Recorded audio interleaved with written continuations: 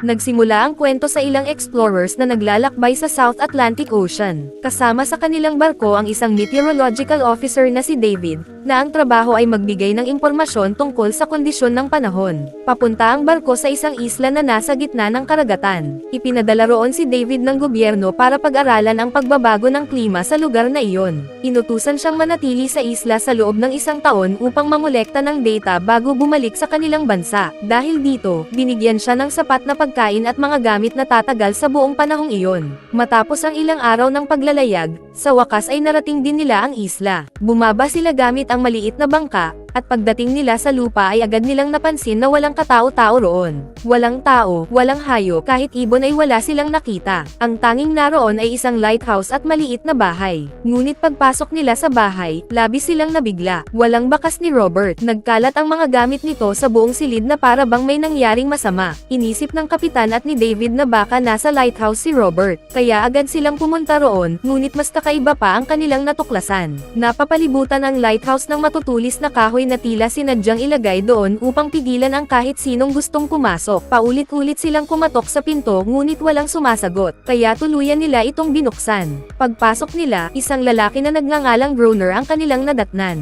Nang tanungin nila ito tungkol kay Robert, sinabi ni Groner na matagal nang patay ang lalaki. Ayon sa kanya, minsang pumalaot si Robert sa dagat ngunit hindi na ito kailanman nakabalik. Dahil dito, labis na nabigla sina David at ang kapitan. Pagkatapos noon, inalok ng kapitan si David na maaari pa siyang sumama pabalik kung gugustuhin niya, ngunit tumanggi si David. Naniniwala siyang kapag matagumpay niyang nai-report ang kondisyon ng panahon sa isla, malaki ang kikitain niyang pera. Bago umalis, binigyan siya ng kapitan ng armas para proteksyon at binalaan siya. Hindi ligtas ang lugar na ito. Ingatan mo ang sarili mo. Pagkatapos noon, umalis na ang kapitan kasama ang kanyang crew at sinabing babalikan nila si David matapos ang 1 taon. Pagkaalis nila, nilinis ni David ang bahay at inayos ito bilang matitirhan niya. Kinagabihan, may nakita siyang diary sa drawer na pag-aari ni Robert, ang dating meteorological officer. Sa mga pahina nito, may mga isinulat si Robert tungkol sa isla. May ilang bahagi roon na nagsasalita tungkol sa isang kakaibang nilalang, ngunit hindi malinaw at kulang ang mga detalye. Mayroon ding mga drawing ng kung ano-anong kakaibang hayop. Hindi maintindihan ni David kung bakit gumagawa si Robert ng ganoong mga drawing. Marahil ay sobrang nalungkot ito sa pag-iisa kaya iyon na lamang ang naging libangan niya. Sa isang pahina, nakita rin niya ang litrato ng asawa ni Robert. Matapos magbasa ng matagal, nakaramdam ng pagod si David at unti-unting nakatulog. Kinabukasan, nagsimula siyang mamolekta ng weather data. Ngunit pagdating niya sa tabing dagat, bigla siyang natigilan. May napansin siyang mga bato na nakaayos sa kakaibang pattern at may kasamang mga shell sa pagitan nito. Habang tinitingnan niya ang disenyo, inisip niyang baka si Groner ang may gawa nito. Pagkatapos noon ay bumalik siya sa kanyang trabaho. Makalipas ang ilang oras, habang nakatingin siya sa lighthouse gamit ang telescope, may nakita siyang bagay na nakatawag ng kanyang pansin. Katabi ni Groner ay may isa pang tao. Ngunit sa isang kisap mata, bigla itong naglaho. Pagsapit ng gabi, habang abala si David sa kanyang trabaho, bigla siyang nakarinig ng katok sa pinto. Noong una, inakala ni David na si Groner ang kumakatok, ngunit nang tawagin niya ito ay walang sumagot. Habang papalapit siya dala ang flashlight, may narinig siyang kakaibang tunog, isang bagay na hindi tunog tao. Pagkatapos noon, nakita niya mula sa ilalim ng pinto ang kamay ng isang hindi kilalang nilalang na pilit gustong pumasok. Hindi iyon kamay ng tao. Dahil sa matinding gulat, natulala si David. Agad siyang tumakbo papunta sa basement at doon nagtago. Makalipas ang ilang sandali, tuluyang pumasok sa bahay ang kakaibang nilalang at tahimik na hinanap si David. Mula sa maliit na siwang sa basement, dahan-dahang sumilip si David upang tingnan ang nangyayari. Ngunit nang gumalaw siya, agad siyang napansin ng nilalang at mabilis itong sumugod papunta sa kanya upang subukang abutin siya sa siwang. Kumuha si David ng kutsilyo at sinaksak nito ang mata ng nilalang. Dahil dito, malakas itong sumigaw at agad tumakas sa takot. Ngunit alam ni David na maaari itong bumalik anumang oras. Doon niya tuluyang napatunayang totoo ang lahat ng isinulat ni Robert tungkol sa nilalang sa diary nito. Mahaba at nakakatakot ang gabing iyon. Hindi makatulog si David dahil sa sobrang takot. Kinabukasan, paglabas niya ng bahay, may nakita siyang mga bakas ng paa sa buhangin na hindi pang tao. Kakaiba ang hugis ng mga ito at may kasamang mga shell sa paligid. Walang duda na papunta sa dagat ang mga bakas na iyon. Sa sandaling iyon, naintindihan ni David kung bakit naglagay si Groner ng matutulis na kahoy sa paligid ng lighthouse. Dahil sa takot, agad siyang tumakbo papunta roon at sumigaw kay Groner na papasukin siya. Ngunit inutusan siya ng matanda na umalis gamit ang bangka. Binuhusan pa siya nito ng tubig upang mapalayo at malinaw na ipinakitang ayaw siyang manatiling malapit sa lighthouse. Mabigat ang loob na umatras si David. Alam niyang kailangan niyang protektahan ang sarili niya. Tinakpan niya ng kahoy ang lahat ng bintana, gumawa siya ng bakod gamit ang matinik na mga sanga sa paligid ng bahay, at naglagay siya ng mga lumang panel at libro sa may entrada na binasa niya sa langis upang masunog niya ito at matakot ang nilalang sakaling bumalik ito. Ngunit hindi pa iyon ang lahat. Mayroon pang isang bagay na hindi pa natutuklasan si David, at malapit na itong ipakita ng gabi sa kanya. Habang naghahalongkat siya sa bahay, may nakita siyang lumang kahon na naglalaman ng rifle at napakaraming bala. Pagkakita niya sa mga armas na iyon, nagkaroon siya ng kaunting pag-asa na mabubuhay pa siya. Ngunit nang magsimulang lumubog ang araw, lalo lamang lumaki ang takot ni David. Dumating ang gabi, at tuluyang nilamon ng dilim ang buong paligid. Umupo si David sa isang sulok habang mahigpit na hawak ang kanyang armas at malakas ang tibok ng kanyang puso. Bigla siyang nakarinig ng kakaibang tunog. Nang tumingin siya sa dagat mula sa bintana, labis siyang nabigla. Hindi lang isa, kundi napakaraming nilalang ang umaahon mula sa dagat at dahan-daang papalapit sa kanyang tinutuluyan. Unti-unti nilang pinalibutan ang bahay at sinubukang sirain ang pinto. Dahil dito, agad nagpaputok si David gamit ang kanyang baril. May ilang nilalang siyang nasugatan at mayroon ding napatay. Inakala niyang matatakot ang mga ito sa putok ng baril, ngunit mas lalo lamang nagalit ang mga halimaw dahil hindi nila kayang makita na namamatay ang kanilang mga kasamahan. Kaya ginamit ni David ang kanyang pangalawang plano. Sinunog niya ang mga papel at librong inilagay niya sa labas ng bahay, dahilan upang magkaroon ng malalaking apoy na siyang ikinatakot ng mga nilalang at nagtulak sa mga itong bumalik sa dagat. Ngunit mabilis ding kumalat ang apoy sa bahay dahil gawa ito sa kahoy. Dahil dito, mabilis na nasunog ang buong lugar. Tinakpan ni David ang kanyang sarili gamit ang tela bilang proteksyon at mabilis na tumakbo palabas bago nagtago sa likod ng malaking bato malapit sa lighthouse. Habang nagpapaputok siya kanina, nagtamo rin siya ng malalim na sugat sa kanyang kamay. Maya-maya, nagsimulang bumuhos ng malakas ang ulan at unti-unting naapula ang apoy. Pagsikat ng araw, abo na lamang ang natira sa kahoy na bahay. Kung gusto niyang mabuhay, isa na lamang ang natitira niyang pagpipilian.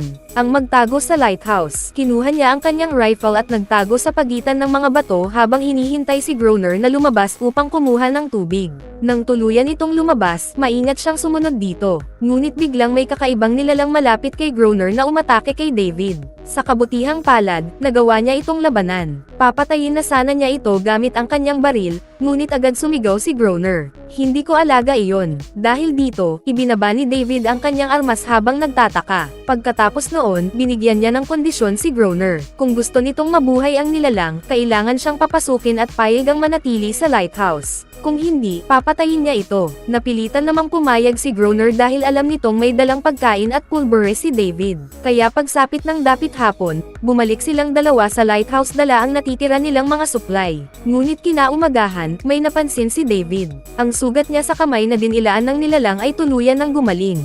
Nasaksihan niya mismo ang himalang iyon kaya labis siyang namangha. Dahil dito, gusto pa niyang malaman ang tungkol sa nilalang mula kay Groner. Pinangarap pa niyang ipakita ito sa buong mundo dahil naniniwala siyang kapag nalaman ng lahat ang tungkol dito, maaari silang yumaman at sumikat. Ngunit walang balak si Groner na umalis sa isla. Wala na itong pamilya at wala na rin ibang mapupuntahan. Para sa kanya, ang isla ang kanyang sariling kaharian, isang lugar kung saan tunay siyang malaya. Sa maraming bahagi ng diary, paulit-ulit na nakasulat ang mga salitang, si Groner ang hari rito. Hindi maintindihan ni David kung bakit tila walang halaga kay Groner ang napakalakas na nilalang na iyon. Pagkatapos ay ipinaliwanag ni Groner ang lahat. Matagal na panahon na ang nakalipas nang mailigtas niya ang buhay ng nilalang matapos itong mahuli sa kanyang lambat habang maliit pa ito. Mula noon, nanatili na ito sa tabi niya at palaging sumusunod sa kanyang mga utos. Ngunit malupit na tao si Groner at palagi niya itong inaabuso. Pinipilit niya ang nilalang na magkaroon sila ng pisikal na relasyon araw-araw.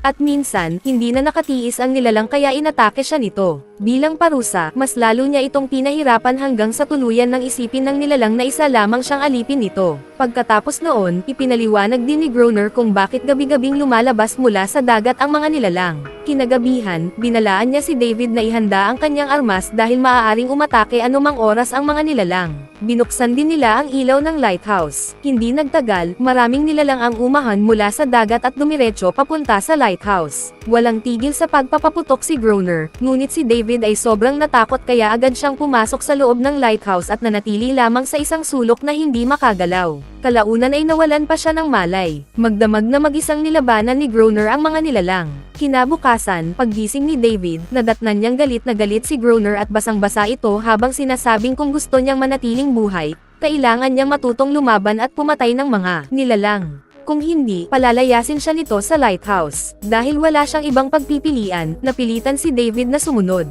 Ngunit hindi niya kayang sikmurain ang paraan ng pagtrato ni Groner kay Anarias araw-araw. Isang gabi, habang siya ang nagbabantay, muling lumabas ang mga nilalang mula sa dagat. Ngunit sa pagkakataong iyon, walang takot na nagpaputok si David laban sa mga ito nang walang tulong mula kay Groner. Sa halip na tulungan siya, ikinulong pa siya nito sa labas ng lighthouse. Gusto ni Groner na matuto siyang lumaban mag-isa. Buong gabing matapang na nakipaglaban si David. Pagsapit ng umaga, nang lumabas si Groner upang buksan ang pinto, nakita niyang nakaupo si David sa labas habang balot ng dugo ang kanyang katawan.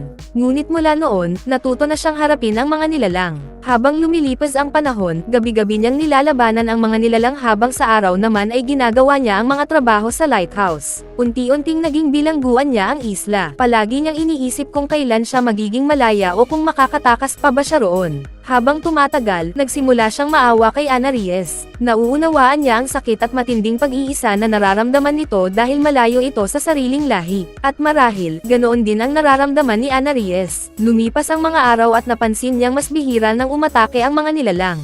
Inisip niyang baka nawala ang mga ito dahil sa taglamig o baka napagtanto nilang wala ng saysay ang patuloy na pakikipaglaban. Makalipas ang ilang araw, isang gabi matapos silang kumain, nagsimula silang maglaro upang maaliw ang kanilang sarili. Ngunit dahil sa isang pagkakamali ni Groner, may mahalaga silang nakalimutan. Nakalimutan nilang buksan ang ilaw ng lighthouse. Dahil sa matinding dilim, sabay-sabay silang inatake ng napakaraming nilalang, mas marami kaysa dati, at wala silang maayos na plano para depensahan ang sarili. Halos maubos na rin ang bala ni David. Ang tanging natitira nilang pagpipilian ay ang maghanap ng ligtas na mapagtataguan at lumaban gamit ang anumang mayroon sila. Nagawa ni David na makarating sa tuktok ng lighthouse, ngunit malubhang nasugatan sa binti si Groner matapos siyang sugurin ng mga nilalang.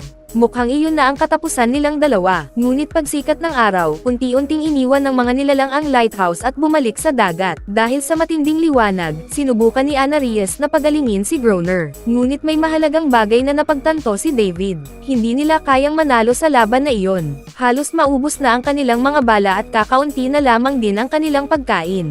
Kinabukasan, habang naglalakad si David malapit sa lighthouse, may nakita siyang barko sa malayo. Mabilis na kinuha ni David ang flare gun at handa na sana niyang senadoryasan ang barko upang iligtas sila. Ngunit agad siyang pinigilan ni Groner dahil ayaw nitong umalis sila sa isla. Sa sandaling iyon, inatake ni Anarias si Groner habang pinoprotektahan si David. Gusto niyang mailigtas si David, ngunit ayaw ni Groner na may sino mang umalis sa isla. Para kay Groner, ang lugar na iyon ang kanyang mundo, ang kanyang kaharian, kung saan pakiramdam niya ay isa siyang hari. Matapos ang napakaraming taon ng pag-iisa, nasanay na siyang kasama si David at natutunan na rin niya itong pagkatiwalaan. Ngunit hindi nagtagal, unti-unting naglaho ang barko sa gitna ng dagat habang nakatingin lamang si David. Wala siyang nagawa kundi ang mawalan ng pag-asa. Lumipas ang mga araw at patuloy pa rin ang masamang pagtrato ni Groner kina David at Anarias. Lalo na kay Anarias na madalas nitong saktan, bagay na labis na ikinagagalit ni David. Isang araw, upang mapasaya ito, gumawa si David ng maliit na pana gamit ang buto ng isda at ibinigay iyon kay Anarias. Masayang dinala siya ni Anarias sa isang tagong bahagi ng isla kung saan may nakita silang totoong bangka.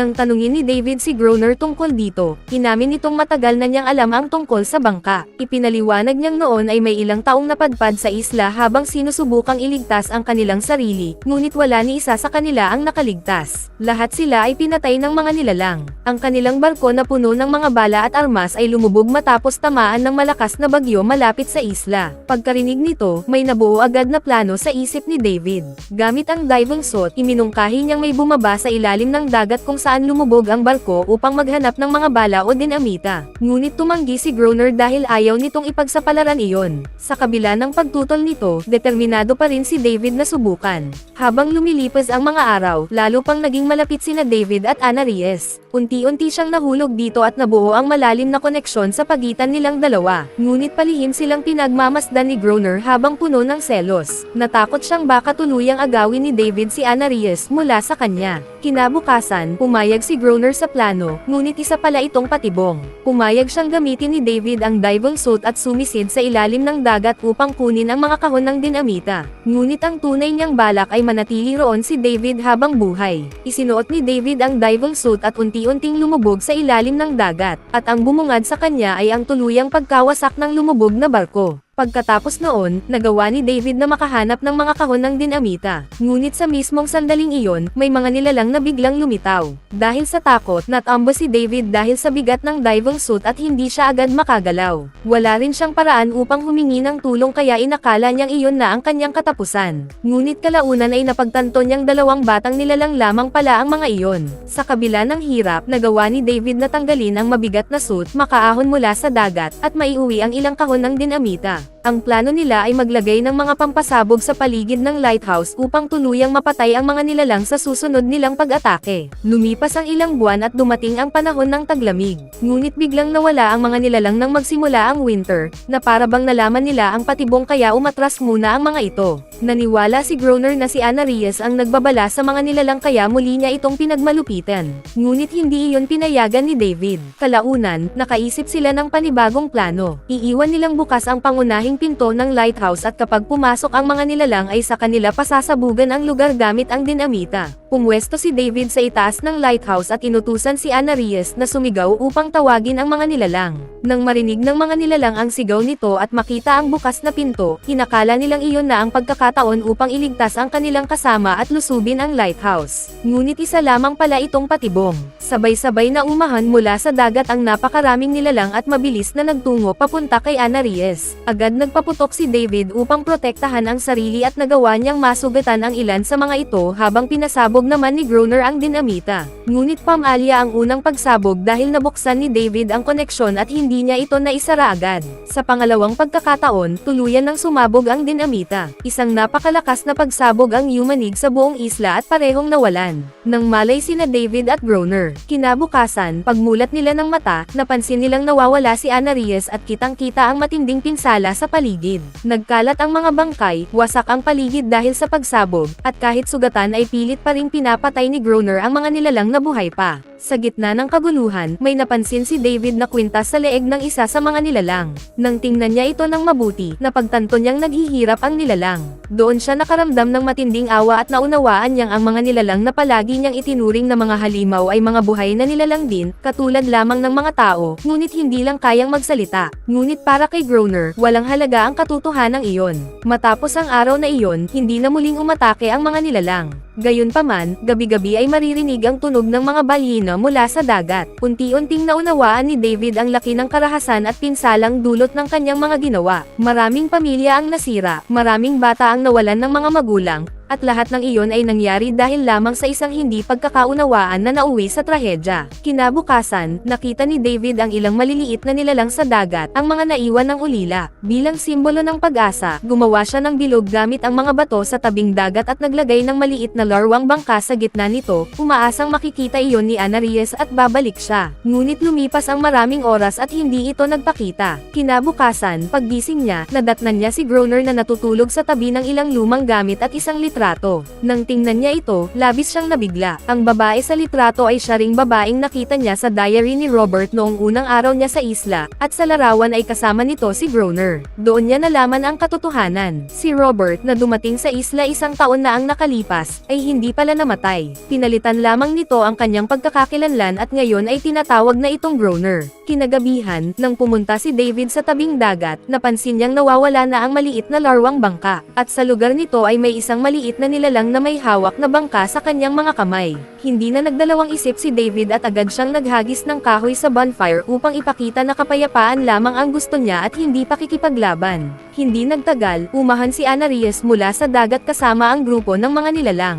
Ngunit sa pagkakataong iyon, wala ni isa sa kanila ang umatake. Kapayapaan din ang kanilang nais. Gusto lamang nilang magkaroon ng ligtas na lugar para sa kanilang mga anak. Ngunit sa sandaling iyon, dumating si Groner habang may hawak na armas. Natakot siyang mawalan ng kapangyarihan kapag tuluyang nagkaroon ng kapayapaan. Sinubukan niyang kumbansihin si Anarias na bumalik sa kanya, ngunit sa unang pagkakataon ay hindi siya nito sinunod. Hindi na siya alipin ni Groner. Dahil sa nasaksihan niyang iyon, naramdaman ni Groner na nawawala na ang kanyang kontrol. Unti-unti siyang nanghina dahil wala nang sumusunod sa kanyang mga utos. Sa sobrang galit, bumalik siya sa lighthouse. Hinintay ni David na maunawaan nito na kalayaan lamang ang hinahanap ng mga nilalang at walang sino man ang gustong mabuhay bilang alipin. Ngunit ayaw pa ring bitawan ni Groner ang kanyang papel bilang hari. Pagdating ni Groner sa lighthouse, agad siyang nagpaputok ng flare. Ngunit tumama ito sa isa ng mga anak ng nilalang at agad itong namatay. Dahil dito, natakot ang lahat at tuluyang nawalan ng tiwala si Anarias kay David. Sa sobrang galit, mabilis na tumakbo si David papunta sa lighthouse upang harapin si Groner habang sumisigaw. Ngunit tila nawawala na sa katinoan si Groner kaya agad nitong itinaas ang bakal na hawak nito upang patayin si David. Sa sandaling iyon, sumigaw si David gamit ang tunay nitong pangalan. Tumigil ka, Robert, hindi ka mamamatay tao. Pagkarinig sa mga salitang iyon, agad na natigil si Groner. Ang totoo, hindi naman talaga masamang tao si Robert noon. Nasira lamang ang kanyang isipan dahil sa matinding pag-iisa sa isla. Ang pagkawala ng kanyang asawa at matinding kalungkutan ang tuluyang nagbago sa kanya bilang ibang tao. Sa wakas, napagtanto rin niya na kapayapaan lamang ang gusto ng mga nilalang at ang pagpatay sa mga ito ay nagbibigay lamang sa kanya ng pekeng pakiramdam ng kapangyarihan. Dahil sa realization na iyon, tuluyan ng isinuko ni Groner ang sarili sa mga nilalang. At makalipas lamang ang ilang sandali, pinatay siya ng mga ito. Pagkatapos noon, nagtago si David sa lighthouse. Lumipas ang panahon at makalipas ang isang taon, may dumating na opisyal ng gobyerno kasama ang bagong meteorologist upang bantayan ang isla. Nang tanungin nila si David tungkol sa dating opisyal, iisa lamang ang isinagot niya, na pumunta si Robert sa dagat at hindi na kailanman bumalik. Inakala ng bagong opisyal na si David na ngayon si Groner, ngunit hindi na ito nagpaliwanag pa. Tahimik lamang siyang naglakad habang tinatanggap ang parehong pag-iisa ng walang kahit anong salita. Katulad ni Groner, ayaw na rin niyang umalis sa isla. Samantala, namuhay naman ng payapa si Anarias kasama ang kanyang pamilya,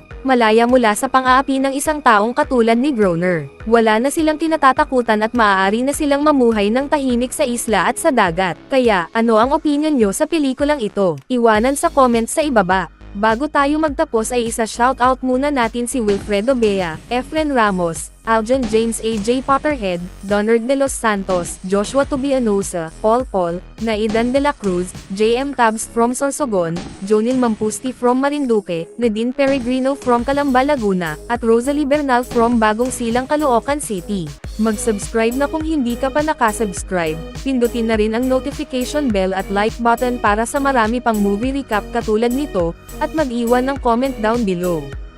And as always, thank you for watching.